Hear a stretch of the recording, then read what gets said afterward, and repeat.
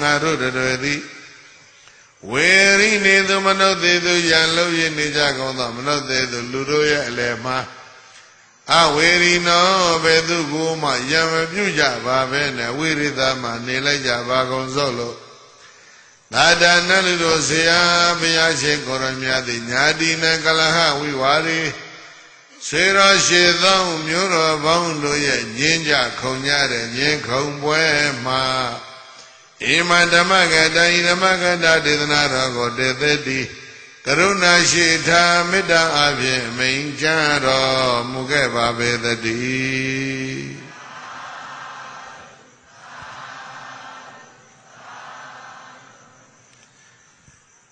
Dimya Sabhyaye Minchache Alo Madasya Nakuva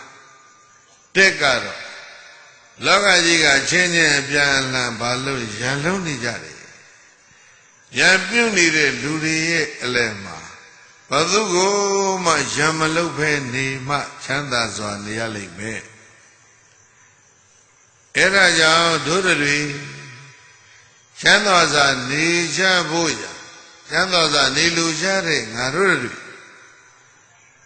ဘသူကိုမှရံမပြုတ်ပဲနေလိုက်ကြပါစို့အဲ့တော့ရင်အလုံးမှတ်သားစရာဒီနေရာမှာယံဆိုတာနှစ်မျိုး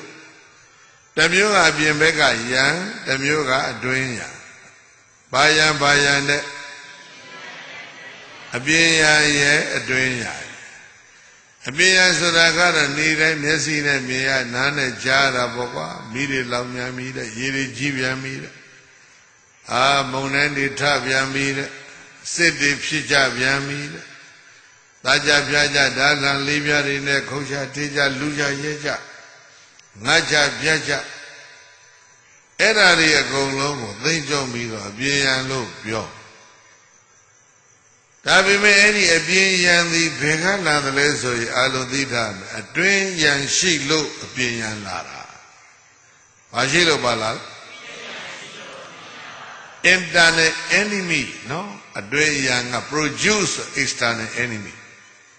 အတွင်းရန်ကအပြင်ရန်ကိုဖိတ်ခေါ်တယ်ဒါလေးသိထားပြင်ဘက်ကရန်ကိုအတွင်းရန်သူတွေကဖိတ်ခေါ်ကြတာအဲ့ဒါဗုဒ္ဓရဲ့ဒေသနာတော်ရအတွင်းရန်ဆိုတာကတော့အလုံးမှတ်ရမယ်အိတ်သာတရားနဲ့ဒေါသတရားပါဠိစလုံးလေးနှလုံးပြော